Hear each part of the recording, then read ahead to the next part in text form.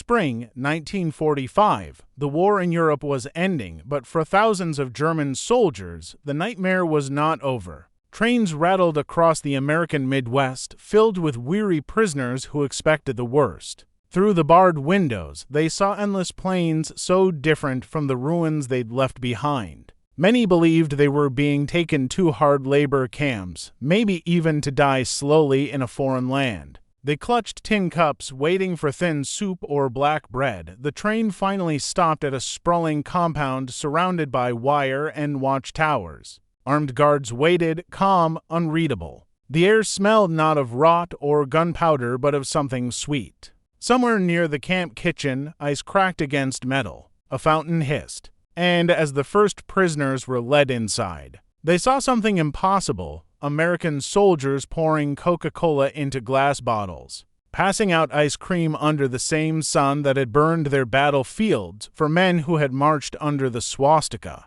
Expecting vengeance, the sight was unthinkable. It was the first taste of a world they never imagined existed. The question hung in the air: how did this happen, and why did America treat its enemies this way?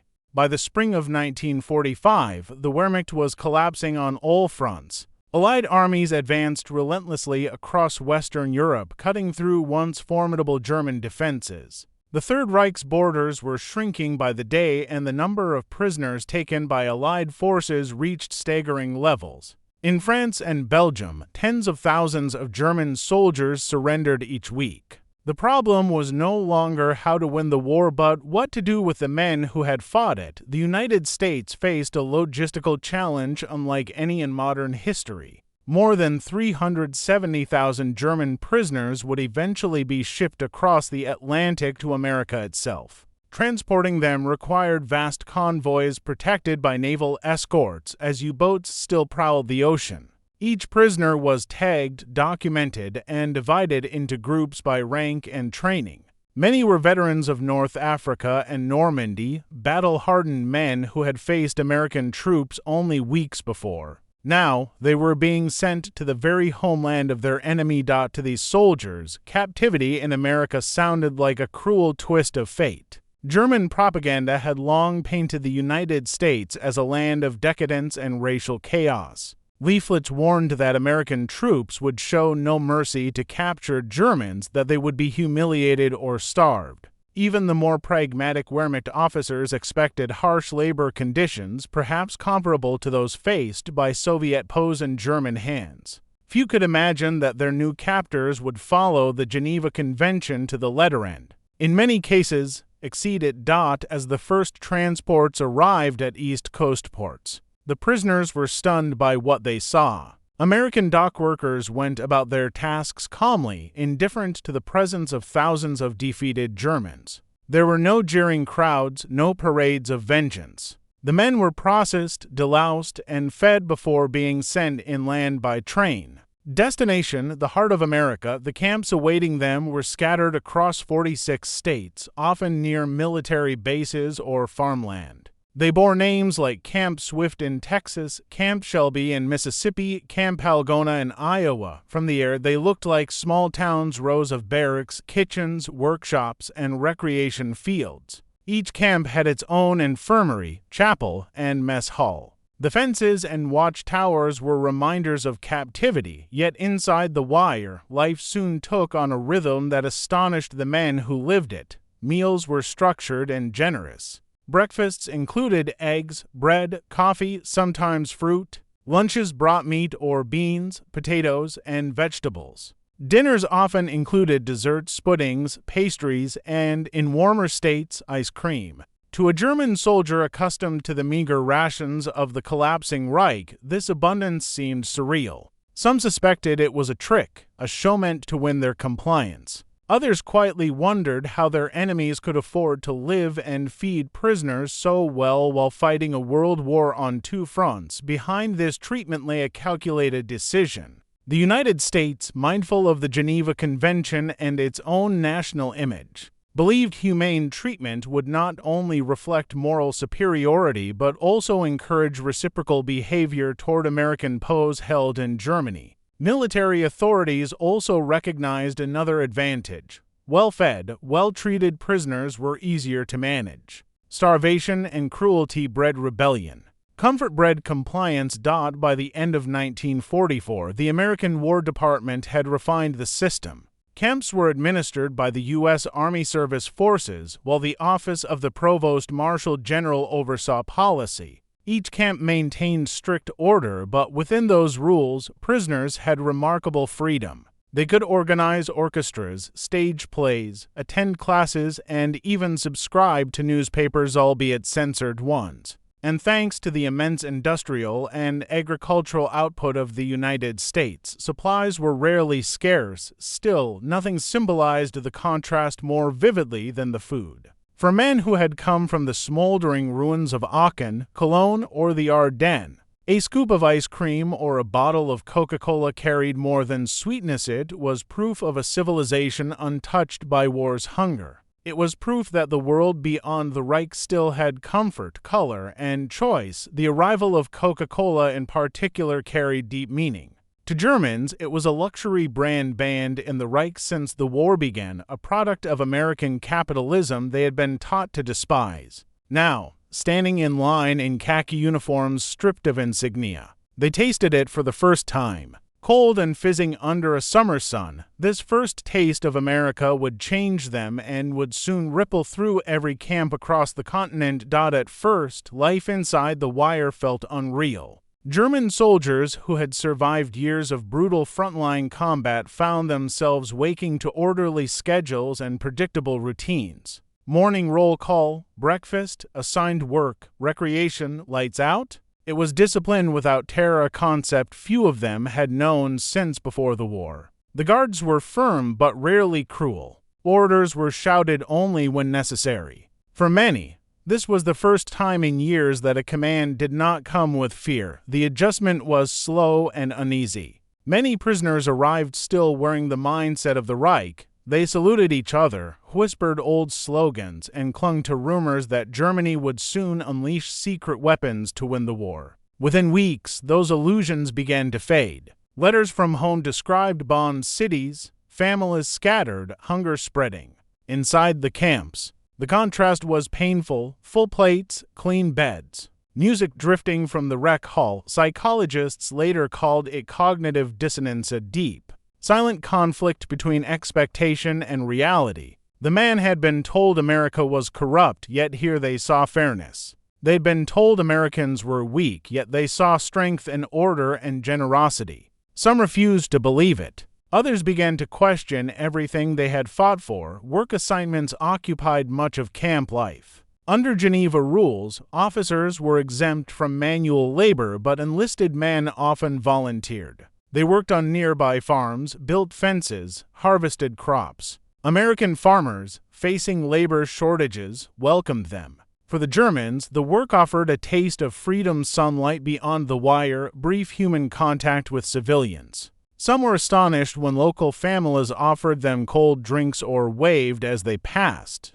A few even heard children laughing and calling out to them in broken German. In many camps, prisoners were paid a small wage and tokens redeemable at the canteen. There they could buy cigarettes, snacks, or on special days bottled Coca-Cola. It was the most popular item, often selling out within hours. The first sip was always a small act of wonder. Two men raised on wartime scarcity, the bubbles and sweetness felt like another planet. One recalled years later, it tasted like freedom. The moral shock deepened as the months passed. Rumors spread that American POs in Germany were starving, that captured Allied airmen were being beaten. Yet the Germans here were gaining weight, playing football, and receiving mail. For some, guilt crept in. For others, the experience awakened curiosity about the people they had called enemies. They began to learn English, read American newspapers, and ask questions about democracy. Camp libraries stocked translated copies of Mark Twain and Steinbeck. A few discovered that laughter could exist without cruelty. Still, not all accepted this new world. Hardline Nazis, nicknamed the True Believers, tried to maintain ideological control. They painted swastikas on walls, intimidated others, and warned that those who grew friendly with the Americans were traitors. The U.S. Army responded by isolating extremists in separate compounds, allowing the majority to live without fear. Slowly, camp societies formed, orchestras, theater groups, even small newspapers run by prisoners themselves. Life became structured not by ideology, but by routine. What began as captivity started to feel like rehabilitation. The enemy was being re-educated not by force, but by exposure to abundance, fairness, and humanity. Each meal served without hatred, each act of decency, was an unspoken message. This is what freedom looks like, and as the summer of 1945 drew on, that message would soon reach its most visible, unforgettable expression in the form of Coca-Cola bottles and melting scoops of ice cream passed through a canteen window. The end of the war came not with a roar, but with silence. On May 8, 1945, as news of Germany's surrender reached the camps, a strange stillness settled over the barracks. No cheering, no songs, just the quiet rustle of men absorbing the truth that the world they had fought for, the Reich that had promised them glory, was gone for months. Rumors had trickled in through guards and newspapers. Hitler dead. Berlin fallen, the Allies advancing to the Elbe. Now it was official. Germany had ceased to exist as they knew it. Inside the American camps, thousands of German soldiers stood together behind barbed wire. No longer prisoners of war, but men without a country. The reactions were deeply human: disbelief, grief, relief, and something else few had expected: gratitude. Because when the shock faded, they realized that the hands feeding them were the same that had defeated them, and yet those hands offered no vengeance. American officers ordered that the news be read calmly.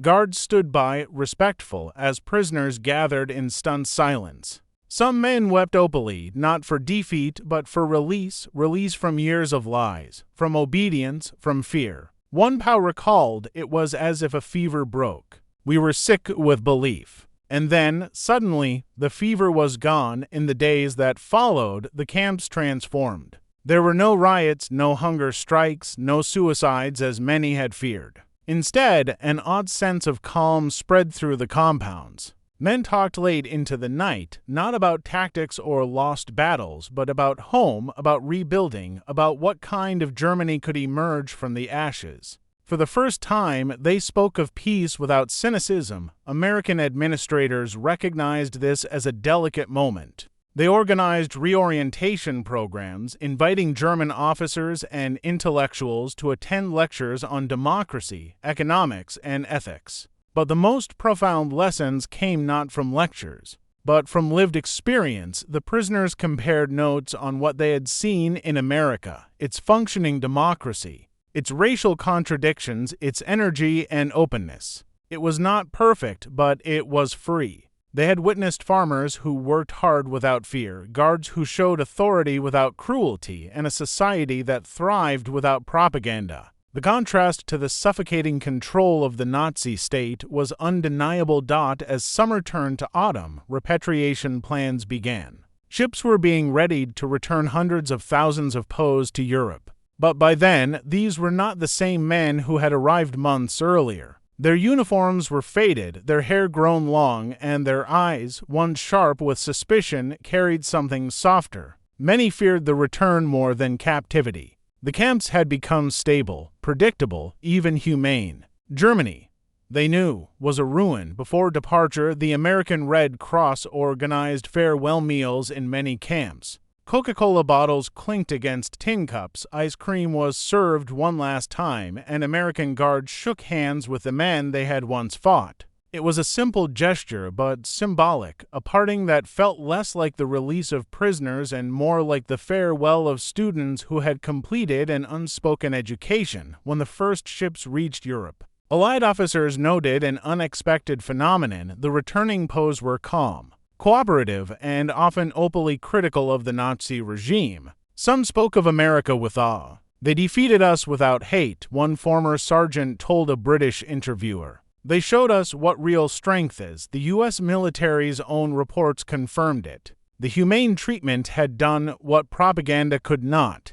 It had reoriented minds. The office of the Provost Marshal General noted in 1946 that many repatriated Germans had become ambassadors of democracy within their communities. These were not the same men who had marched across Europe in arrogance. They were men who had seen a different kind of power. The ripple effect was subtle but profound. In post-war Germany, former POWs often became teachers, civic leaders, and professionals who resisted extremism. They spoke of fairness, of law, of freedom as something tangible. A few even corresponded with their former American guards for years after. Some returned to visit the farms where they had once labored as captives. Others named their children after American soldiers who had shown them kindness. The moral transformation of the camps became, in many ways, one of the quietest victories of the war, one written not in battles, but in small acts of decency. American policymakers had not intended to reform an enemy nation through ice cream and Coca-Cola, but that's exactly what happened. What began as an experiment in humane custody became a seed of reconciliation planted deep in the minds of those who had once believed the Reich would last 1,000 years. One former Luftwaffe mechanic summarized it years later in a German newspaper. In America, we learned what we had forgotten, that a man's worth is not decided by race, rank, or flag. We came as soldiers. We returned as men. It was the moral turning point that would shape Germany's future. The silent lessons of the POW camps, fairness, dignity, and humanity, outlasted the ruins of war. And yet, for many who lived it, the clearest memory of that transformation wasn't a lecture or a document. It was a moment of pure simplicity. The first time they held a cold bottle of Coca-Cola, heard the fizz, and realized that even an enemy could offer sweetness after years of bitterness. By the time the last German prisoners left American soil in 1946, the United States had done something unprecedented in modern warfare. It had taken hundreds of thousands of enemy soldiers, men raised in an ideology of hate, and returned them not broken but changed. The ripple effects of that decision would reach far beyond the barbed wire of the camps, shaping not just post-war Germany, but the moral architecture of the Western world. The official repatriation process began in stages. Ships sailed from New York, Boston, and New Orleans carrying men who had once fought at Kasserine, Normandy, and the Bulge. Each ship carried stories of transformation and unspoken lessons.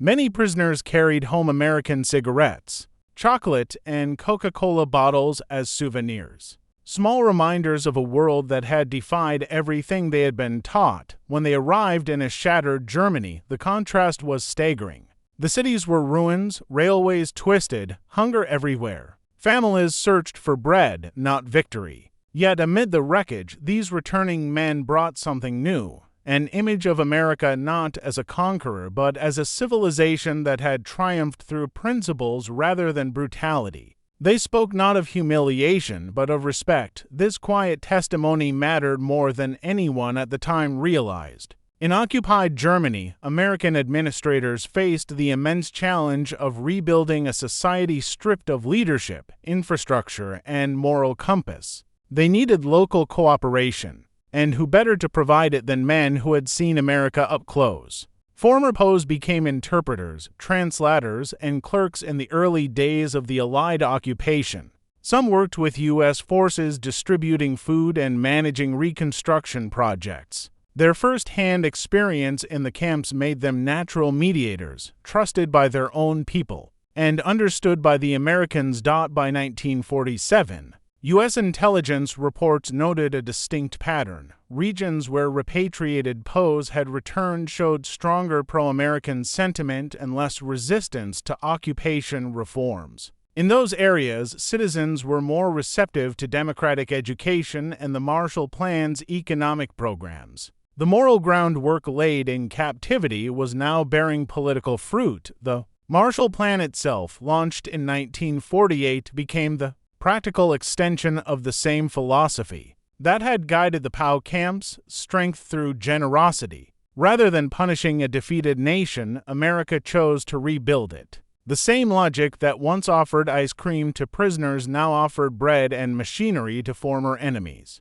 It was a continuation of the same quiet revolution, power expressed through compassion. As West Germany emerged from ruins into recovery, the influence of former POWs became visible in subtle ways. Many entered public service, education, and journalism. Their writings often carried echoes of their American captivity. They described fairness not as propaganda but as lived experience. They advocated for cooperation with the West, not out of fear but conviction. In their memories of the camps, democracy had a taste, sweet, cold, and unexpected. Meanwhile, in the United States, the story of the POW camps faded quickly from the headlines. Americans moved on to new challenges: demobilization, the atomic age, the rise of the Soviet threat. But within the Pentagon and the State Department, the lessons endured. The humane management of enemy prisoners became a model for post-war policy and psychological warfare. Reports concluded that respect and decency could undermine totalitarian belief systems more effectively than coercion. It was a strategy of moral persuasion that would echo throughout the early Cold War, when the Iron Curtain descended over Eastern Europe. The contrast between East and West Germany became a global showcase of ideologies. In the West, Reconstruction, democracy, and prosperity flourished under American guidance. In the East, Soviet retribution and forced labor defined captivity. Many historians later observed that the treatment of POWs had foreshadowed these divisions: mercy on one side, vengeance on the other. The former bred partnership, the latter, resentment.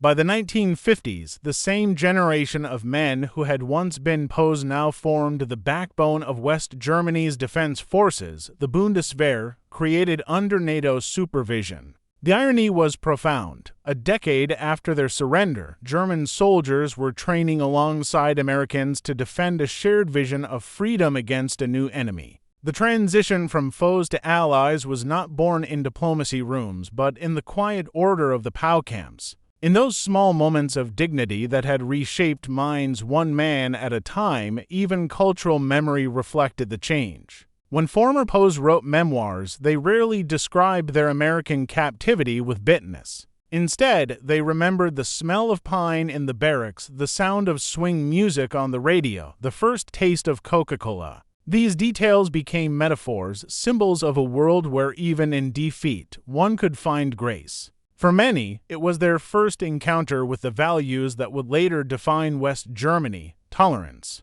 order, and freedom. As relations between Washington and Bonn deepened in the 1950s, the U.S. saw in Germany not a vanquished enemy, but a partner forged through understanding. American policymakers often cited the POW experience as proof that re-education through humane exposure worked. "We showed them America," one War Department official later said, and they remembered. In the Cold War struggle for hearts and minds, this legacy became an invisible weapon. The image of America as fair and principled, carried home by hundreds of thousands of former enemies, stood in stark contrast to Soviet propaganda portraying the U.S. as imperialist. In many ways, those POWs became America's first ambassadors behind the Iron Curtain of ideology. By the end of the decade, the same men who had once feared starvation in captivity were now standing in rebuilt German towns, drinking Coca-Cola freely under neon signs. Their children growing up in a world shaped by the lessons they had learned behind the wire. History rarely records the sound of mercy, yet its echoes can last for generations. What began with a simple act, an enemy offered a meal instead of punishment, grew into one of the quiet triumphs of the 20th century, a reconciliation born not of treaties, but of understanding. And as the Cold War deepened, the alliance between America and West Germany would stand as living proof that even in the age of total war, compassion could achieve what armies could not. The vast machinery that had managed over 370,000 German prisoners on American soil began to wind down. Trains once filled with captured soldiers now carried them to ports of departure. The last major repatriation convoy left in 1946, bound for Bremerhaven, Germany, carrying men who had crossed an ocean twice, first as enemies, Now, as witnesses, the U.S. Army's Office of the Provost Marshal General compiled thousands of pages of reports on the program. They recorded food tonnage, work hours, pay scales, and yet, between the lines of bureaucratic detail, another story emerged. Medical surveys showed that most prisoners had gained an average of 10 to 15 pounds during captivity. Morale reports described high levels of discipline and cooperation. Letters intercepted by censors revealed something rarer. Gratitude, one such letter, dated August 1945, read simply, "Tell them not to fear the Americans. They are strict but just. I have seen a world that could feed even its enemies." Another, written by a former Afrika Korps soldier, spoke of his confusion. "At first I waited for revenge. It never came. Instead, they gave us work, food, and freedom to think. I'm no longer certain who truly won this war." These fragments of honesty became a quiet moral ledger running parallel to the logistical one. For every ton of grain accounted for, there were unrecorded moments of mercy. A guard's nod, a shared meal, the hum of swing music from a distant radio. The numbers themselves were extraordinary. Across all states, over 700 POW camps and branch facilities operated between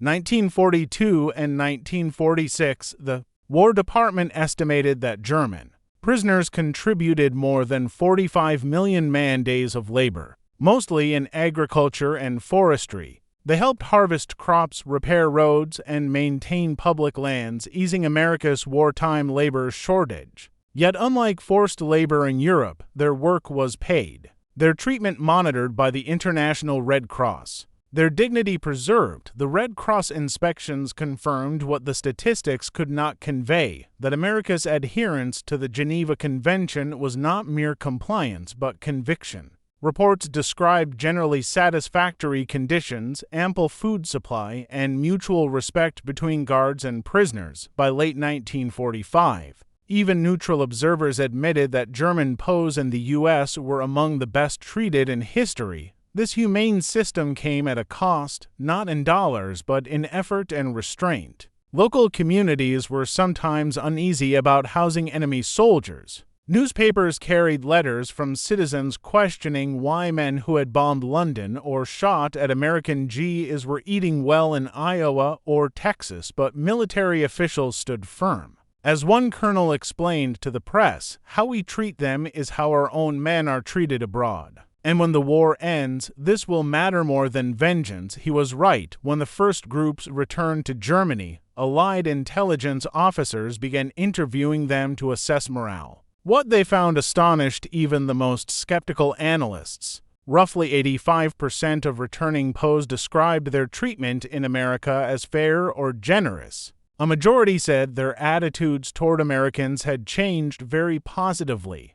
Many admitted they no longer trusted Nazi propaganda. Some even volunteered to help rebuild relations with the United States. Sociologists later traced the roots of West Germany's democratic rebirth to these men. They returned with a living memory of order without oppression, of strength without cruelty. In town meetings and classrooms, they spoke of America as a model worth studying, not perfect, but possible, for a war that had cost tens of millions of lives. This was a victory that couldn't be measured in territory or treaties. It was a victory of conscience decades later. Historians interviewing former POWs found their recollections vivid and consistent. They remembered the taste of white bread, the shock of electric lights left on all night, the sound of Coca-Cola bottles clinking in a camp canteen. Some said it was the first time they realized that abundance could exist without conquest. One elderly veteran, interviewed in the 1980s, said quietly, "It was the small things, the smiles, the food, the music. That is how America defeated us, not on the battlefield, but in the heart." Today, small museums in places like Algona, Iowa, and Aliceville, Alabama, preserve this overlooked chapter of history. Visitors can see the POW-built murals, handmade violins, and photographs of smiling German prisoners posing with American guards. The images defy wartime logic. Enemies who had come to understand each other, if only for a season, What began as an act of logistics became an experiment in humanity. It was, perhaps unknowingly, one of the most successful re-education programs in history, not through ideology, but through decency. And as the records closed and the camps emptied, one truth remained written in both memory and ink. The United States had proven that mercy was not weakness. It was strategy, the kind that reshapes nations long after the guns fall silent. In the years after the last ships returned their human cargo to a broken Germany, the story of America's POW camps faded from public view. The world's attention turned to Reconstruction, division, and the uneasy peace of a new Cold War. Yet for the men who had lived behind American fences, those years of captivity remained a strange kind of sanctuary, a moment of clarity in the chaos of defeat. Many former POWs struggled to explain it when they returned home. Germany was starving, its cities in ruins, its people traumatized by the moral collapse of Nazism. When these men spoke of Coca-Cola, jazz, and decent rations, some were met with disbelief. They were seen not as victims, but as the lucky few who had escaped the true suffering of the Reich's collapse. Some hid their experiences for years, ashamed of the comfort they'd known in captivity, while their families suffered under occupation and hunger. But memory has a way of resurfacing. By the 1950s, as West Germany began to rebuild, small groups of former POWs started to meet again in church halls, schools, and local veterans associations. What began as reunions slowly turned into reflection. They shared photographs of the camps, traded letters from old American guards, and began writing memoirs. What emerged from these gatherings was not nostalgia, but a collective realization.